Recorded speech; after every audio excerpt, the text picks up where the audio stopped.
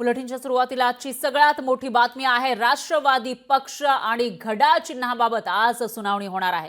निवडणुकीनंतर होणाऱ्या आजच्या सुनावणीला महत्त्व प्राप्त झालं आहे, कारण राष्ट्रवादीचे संस्थापक अध्यक्ष आहेत शरद पवार। मात्र राष्ट्रवादी हे नाव आणि चिन्ह मिळालेलं आहे, घड्याळ हे चिन्ह अजित पवारांना मिळालं आहे। हे चिन्ह न्यायप्रविष्ट असल्याचं अजित पवारांनी जाहीर करावं असं मागच्या सुनावणीमध्ये सांगितलेलं होतं। न्यायालयानं ती सुनावणी निवडणुकीच्या आधी झाली होती, पण आता राज्यामध्ये निवडणुका झालेल्या आहेत आणि त्यानंतर आता नेमका काय निर्वाळा येतो न्यायालयाच्या याकडे लक्ष आहे। त्यामुळे ही सुनावणी अतिशय महत्त्वाची आहे।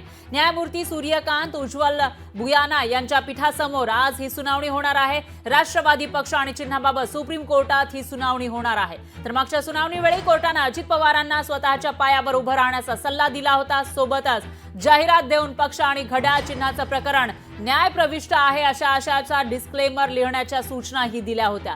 त्यामुळे सुनावणीमध्ये आज नेमकं काय होणार ते पाहणं महत्त्वाचं ठरेल। तर याच घड्याळ चिन्हावर अजित पवार हे निवडणूक लढले आणि त्यांचे 41 आमदार जिंकूनही आलेले आहेत। या पार्श्वभूमीवर आज जी सुनावणी होते त्यामध्ये नेमका काय निर्णय होणार ते बघावं लागेल। तो न्याय व्यवस्थेचा अधिकार आहे, कोर्ट त्यांच्याबद्दलचा निर्णय देईल। आम्ही आमची बाजू वकिलामार्फत मांडतोय, समोरचे त्यांची बाजू वकिलामार्फत मांडतायत, परंतु आम्ही मुद्दामून जाऊन सभागृहात तिथं बसत नाही। काही काही जण मुद्दामून जाऊन तिथं बसतात। ही एक प्रकारची सहानुभूती मिळवण्याचा प्रयत्न आहे का काय मला कळायला मार्ग नाही। आणि याविषयी अधिक माहितीसाठी आपल्या प्रतिनिधी मीनाक्षी म्हात्रे या थेट आपल्या सोबत जोडल्या गेल्या आहेत। मीनाक्षी, काय सांगाल?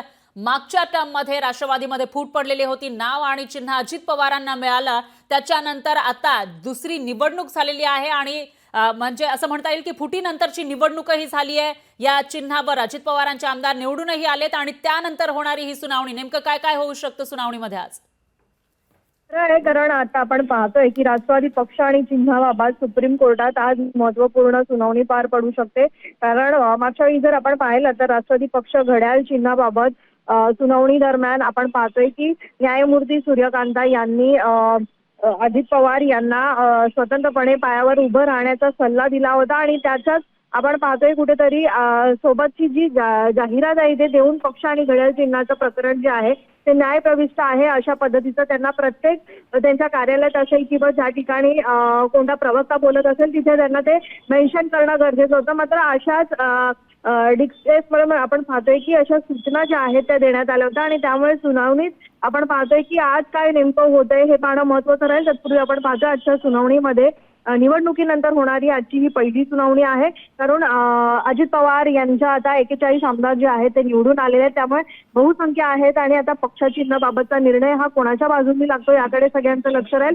खरं पाहायला गेलं तर या सुनावणीला महत्त्व आहे, कारण न्यायमूर्ती सूर्यकांता उज्ज्वल भुयानच्या या पीठासमोर जी आहे ती सुनावणी पार पडणार आहे। त्यामुळे एकूणच आजच्या सुप्रीम कोर्टाच्या या सुनावणीकडे विशेषतः लक्ष लागलेलं आहे।